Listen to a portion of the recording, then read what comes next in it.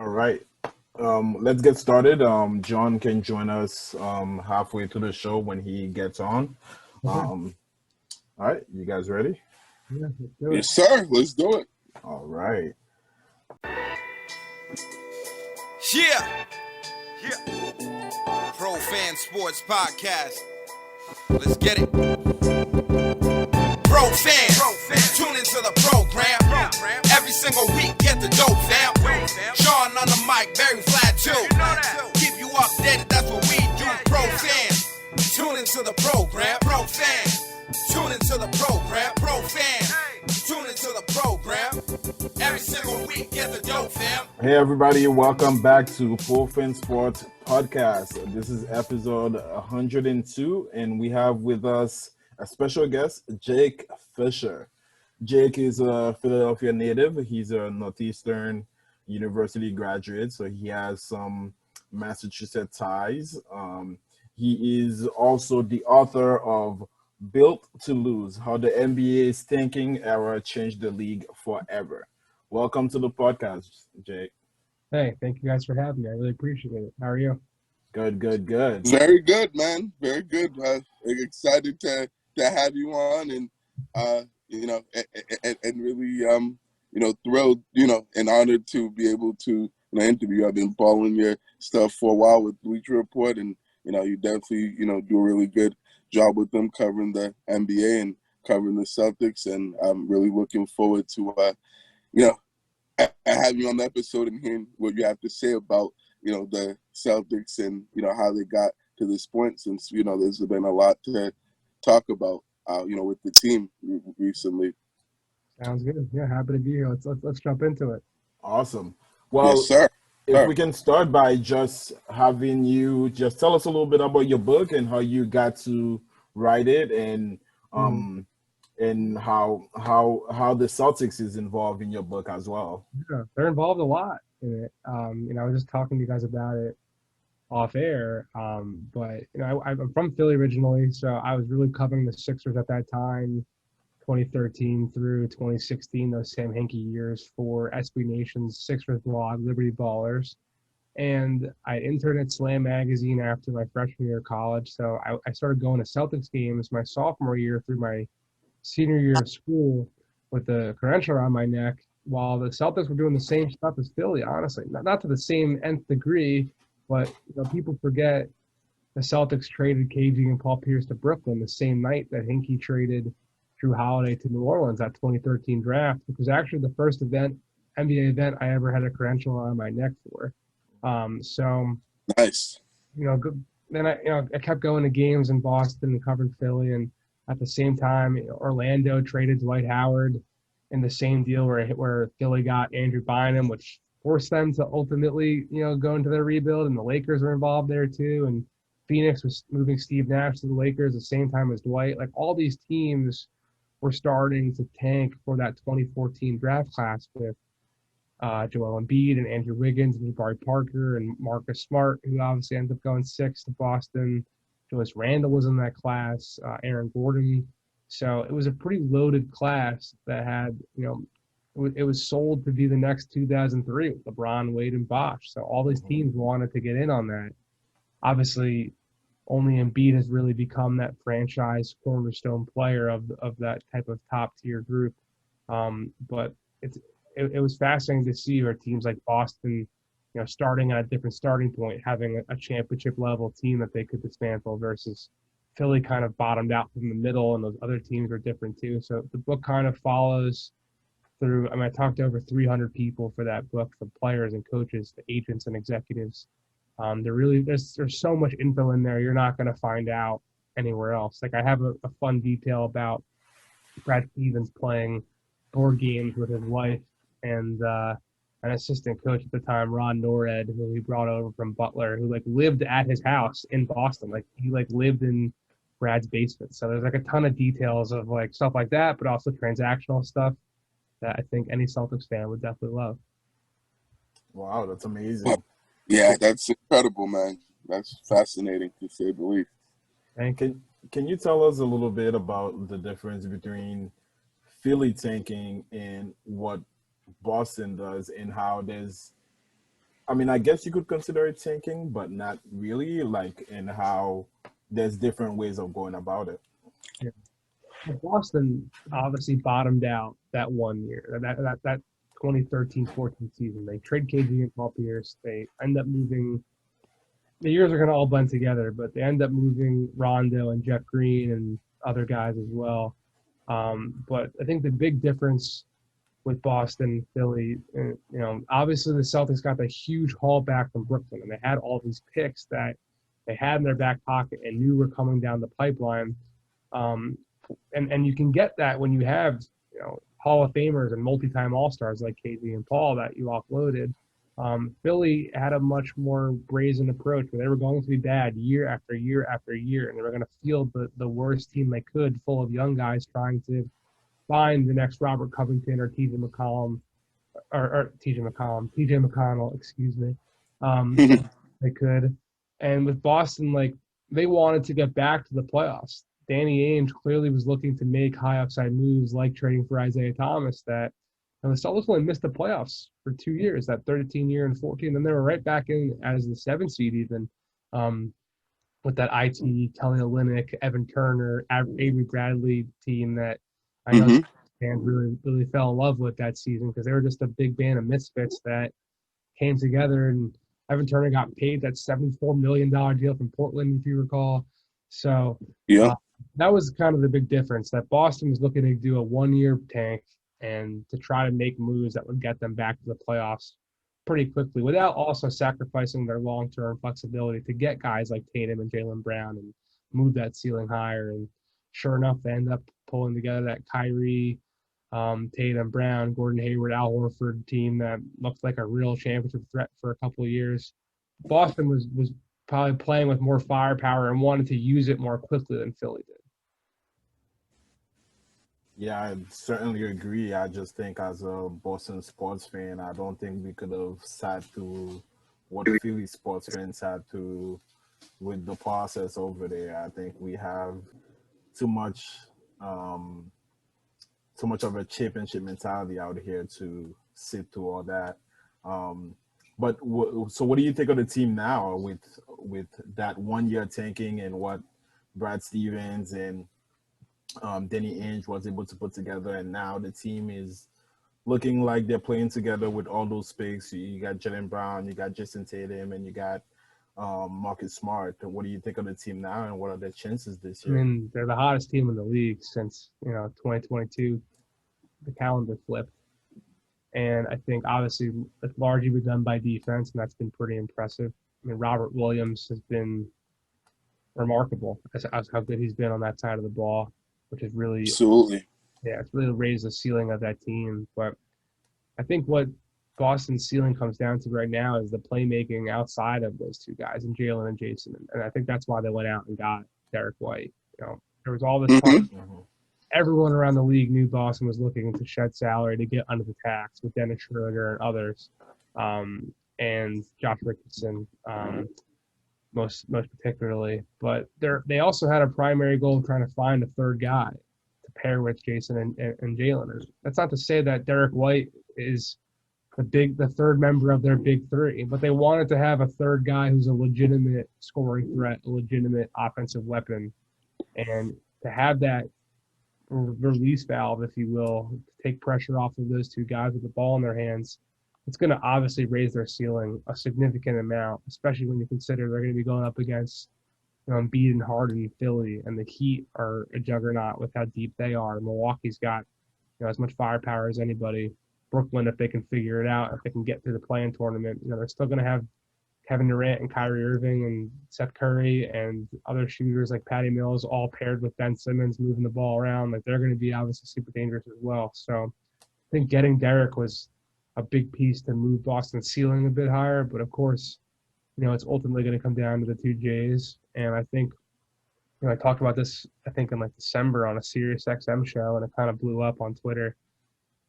The ultimate goal for Boston is to continue to build a winning team, a championship contending team around their two All-Stars before it's too late and either one of them wants to play elsewhere or they kind of decide that the ceiling around those guys isn't necessarily beneficial. So I think Boston's doing what they can right now to maximize that pairing, because they don't want to break them up, but if it gets to a Yeah. point where, look at Philly with Joel Embiid and Ben Simmons, obviously a wonkier fit being that, they had literally conflicting deficiencies. Jason and Jalen, it's more so just that they both kind of play the same position and want the ball in their hands. But it's easier to fit those guys and make those differences work than it was with Ben and Joel. And forever, Philly was saying, no. We believe we've got 2 top 10 players on our team when they're at their healthiest and when they're ultimately going to be in their prime. Embiid's already there. Who's to say Ben can't get there in Brooklyn if he figures it out? But they were fighting it, and ultimately Ben made the decision for them. But those 2 players aren't playing together anymore. So I think that's the context of Boston too. They don't want to break up those guys, but they definitely are giving it as strong a chance as they can, while knowing that they might have to ultimately come to that reality sometime soon. I think if they keep playing the way they've been playing since the beginning of the year, I think that won't happen. I think they'll definitely stick together. Well, thank you again, Jake, for joining us. John, thanks for joining us. We've been talking to Jake about his book and the Celtics and how the Celtics are doing. I believe we have Jake for another 10 to 15 minutes. So if you guys have any questions for him, please shoot. Yeah, Jake, thank you for coming on, man. I was doing my research too, and I seen that you had the book. What is the process of putting a book like that together? Yeah. For you, like, how much research are you doing, to get the information that you got? Yeah. Well, I said at the top, I talked to over 300 people around the league for it. That took me, 2 years to get all that information. But a lot of it came about, when I was at Sports Illustrated, I was even pitching stories to my editors that would put me in touch with certain people that I needed to talk to for the book. So I was kind of doing like double duty. I would get someone on the phone and say, by the way, now that I have you here, would you mind if I just pick your brain about this book I'm working on for 10 more minutes? And a lot of people would say yes. So from there, and honestly, it only took me about 4 months to write it, which some people think is kind of nuts, but it happened. I really sat down to write the book in February 2020. So you all know what happened about a couple weeks later. So it was kind of a blessing to have that project during quarantine, because 5 days a week I literally just was in my bubble within that bubble, just locked away in the room working on the book, and I was writing it for like 10 hours a day. They say in the book writing world, 1,000 words a day is kind of like the goal. And I was regularly getting 3,000-4,000 words a day done. So, and I haven't written a second one yet, so I'm not really sure if that's doable, in this non-COVID space. But I got lucky that situation lined up at the right. Obviously, it was like terrible what was happening overall, but that was at least one kind of silver lining through everything. Yeah, we actually kind of started our podcast during the pandemic too. So we said, we're going to do a sports podcast, and then all sports got shut down. So kind of had to get creative with the content and stuff like that. So just now actually learning about the book, and I know you're working for the Bleacher Report. How often are you writing for the Bleacher Report? So I write once a week. Pretty much what I do is all day Monday and Tuesday I make calls, and we figure out what people in the league are talking about the most, or figuring out a storyline that needs to be covered that hasn't necessarily been yet, and we go from there. So pretty much every story I write for Bleacher Report, I typically call about 20 people before I write something. So that's kind of a glimpse at the level of the reporting that we're trying to do. Yeah. How does one go about getting a position at Bleacher Report?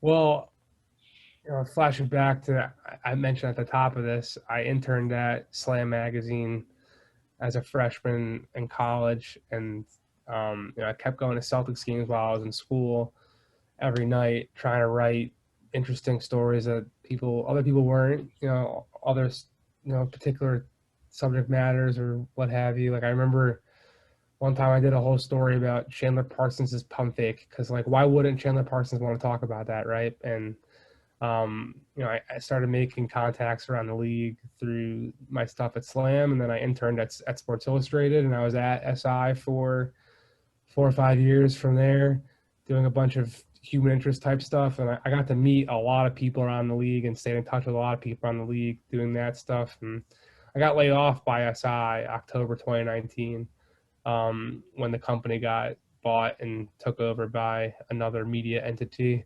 So luckily when that happened, I had a relationship with my editor, Chris Trenchard, at Bleacher Report. And he kind of gave me an opportunity to get into this newsier transaction-based space that I'm in right now. Awesome. Barry, do you have any questions? Yes, I did. So I wanted to ask you, Jake, what do you think of, Tatum and Brown's, progression and development under Ime Udoka's, in his first year coaching this team from the start to the beginning of the season? Do you see any, differences, from those guys that, you weren't seeing in the beginning of the year now? How do you feel about, where those two guys in and can those, guys lead, be like franchise cornerstones and be two, of the best players on the championship team? Yeah, I definitely think they can be. They clearly have the talent, and they both play both sides of the ball, right? I think the biggest issue facing them in the earlier part of the season was health, right? Both those guys, with COVID and injury stuff, they never really had a lot of time together on the floor. And the Celtics were definitely, talking internally and talking behind the scenes about, we just need to get healthy and we just need to get this team back together and really see what they can do. But in terms of like a legitimate change, at least I watched that Nets game yesterday.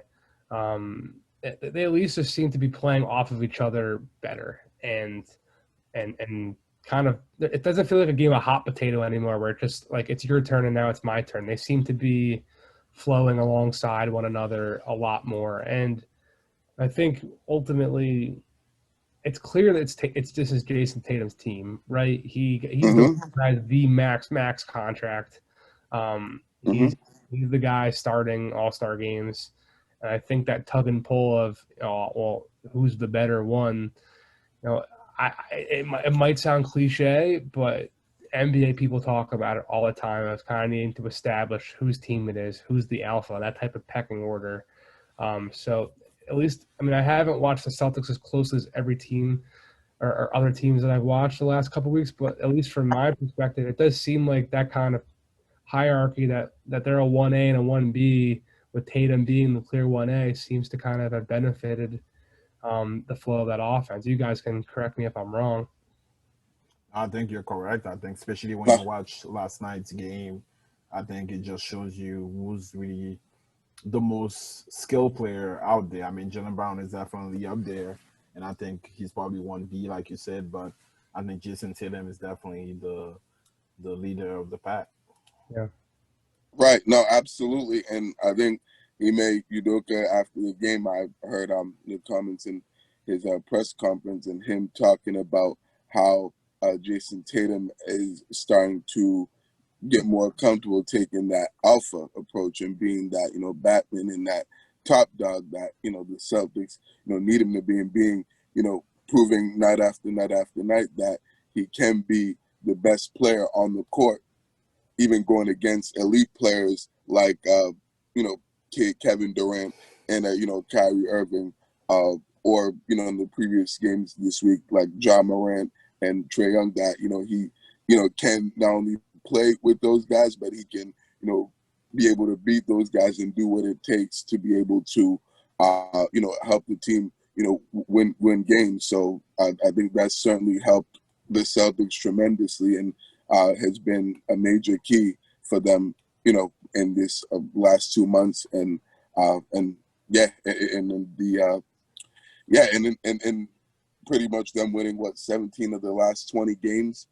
So that's certainly been reason of why this team has been able to turn it around and get to where they're at now. So yeah, also wanted to ask you, Jake, who do you think's the MVP or the front runner for the MVP in the NBA right now? I know there's tons of guys that you could have on that list, but who would you say is your front runners for MVP at the moment? Yeah, I mean, to me, it's pretty clearly between Nikola Jokic, Giannis Antetokounmpo, and Joel Embiid, which is pretty fascinating that three guys who are not American, right? I think, Jokic and Embiid kind of have a similar argument. I mean, Embiid's has been diminished, though, being that Harden is there. But the fact that both those guys have carried teams without co-stars all year long. Obviously, Jamal Murray's been out. Michael Porter Jr. got hurt. But I do think what Embiid did with the whole Ben Simmons dynamic hanging over that whole team and the fact that he kept them right at the top of the East regardless.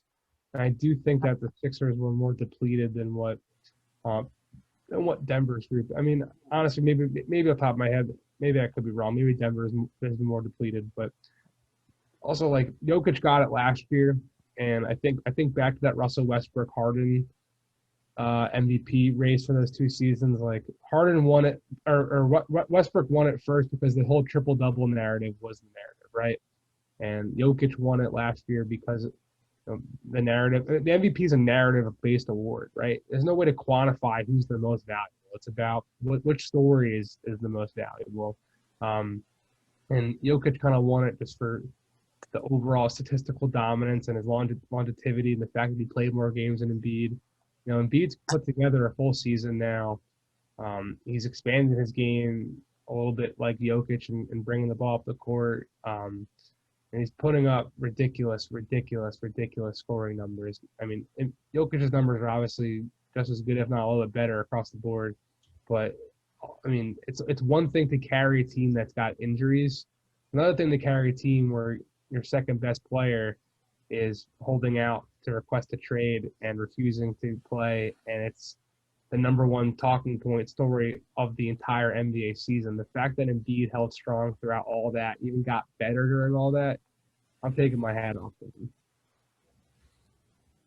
No, absolutely. I totally agree with that. I think it's really impressive, what Joel Embiid has been doing this year at the level that he's been able to play at and how consistent he's been able to, be, despite of that whole, situation, with Ben Simmons that even, started, last offseason and carried on into this season. It's kind of like that fueled him and motivated him to, to get better, especially, with the way that, last season ended against Atlanta, losing at home to Game 7. And I just, see him, he's really, like you said, taking his game to another level and has, established himself as, being able to be, the best player on the court every night. And certainly, in my opinion, is the, best big man in the league. And certainly, I think he should,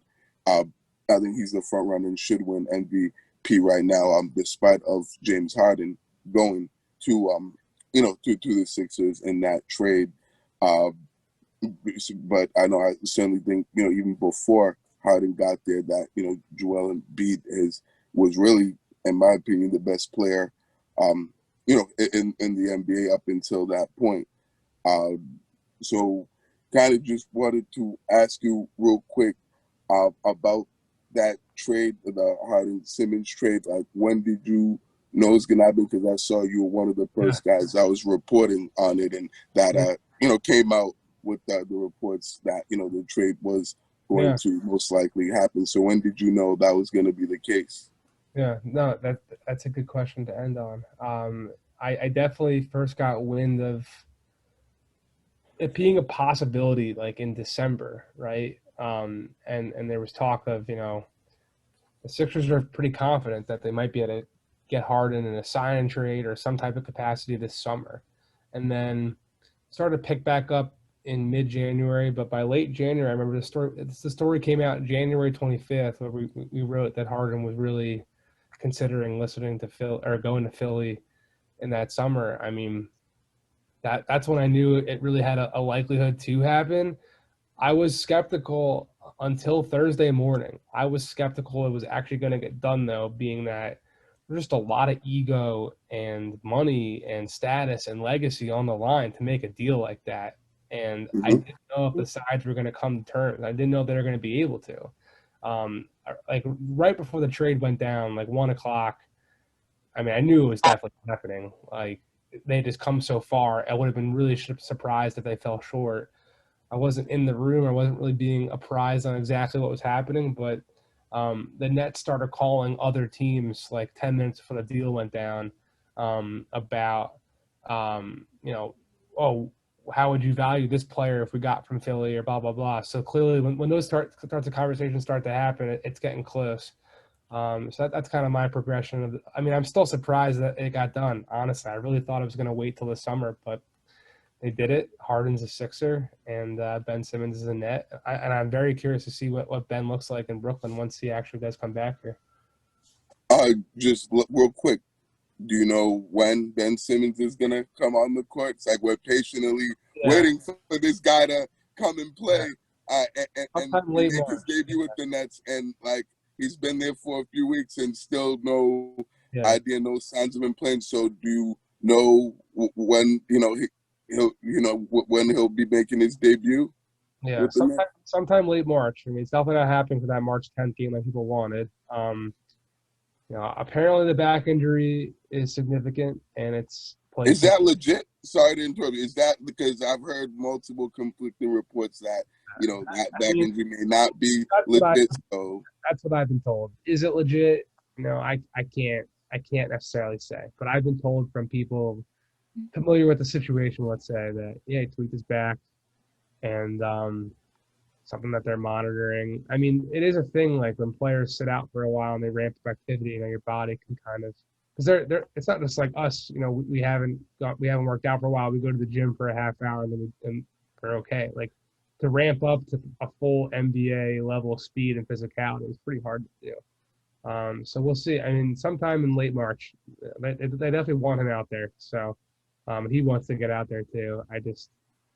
It wasn't going to happen March 10th, regardless of the back injury. Definitely not. Nope. And sometime, we're recording this March 7th. Sometime, I think, in the next 10 to 14 days, I would imagine we'll see him out there.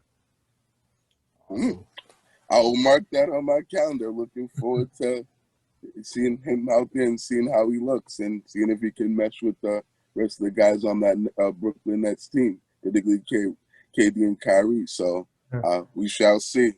All right, guys. Thank you so much for having me. This was great. All right. Yeah, this was awesome. Thank you so much for coming on. We greatly appreciate you being a guest on our podcast and taking the time to come on the show. We'll definitely have to have you on again sometime in the future. For sure. Take care, guys. Do you want to promote your book before you go? Yeah, real quick. Just let people know where to get the book. It's called Built to Lose, How the NBA's Tanking Era Changed the League Forever. You can get it anywhere books are sold, Amazon, bookshop.org, Barnes & Noble, Target, whatever. It's out there. It's done pretty decently, but every sale counts. So you guys listened and enjoyed, and there's a lot more in there for you. Thanks again for the support, guys. I appreciate it. Awesome. Thank you for coming Absolutely. on. Thank you, Jake. See ya. Yeah, see ya. Have a good night, man. All right, awesome. All right, I'll let you close it, John. No, you guys can go ahead, man. You guys are doing your thing, so go ahead. Appreciate it. We tried to hold it down for you and and do our best and put our best foot forward. So certainly glad that we're able to do that, and that was a really good interview with Jake Pfister for coming on here and giving us all that insight and and information regarding the subjects and the NBA. So yeah, he's a pretty knowledgeable guy, as we can see when it comes to the NBA, and was definitely a good guest to have on the show. So I'm glad we're able to I was able to make that happen and have him on here. Good stuff, man. I mean, if you guys want to reach out or follow Jake, he's a writer for the Bleacher Report as well as a author, obviously. Cop his book, like he was saying. His Twitter is Jake L. Fisher. You can follow him. Make sure you get, some attention going for him right there. I mean, guy has like over 36,000 followers, so he must be doing something right. Make sure if you're watching this video, you're subscribing, you're liking, you're commenting. Make sure you're following us on social media as well. We're at ProFan Sports on everything other than Instagram, and that's ProFans_sports. Updating you on everything that's going on all day and every day, man. So catch us out there, man. Thanks for the support. Until next time. Peace out, everyone. Have a good week. See y'all next week on episode 103.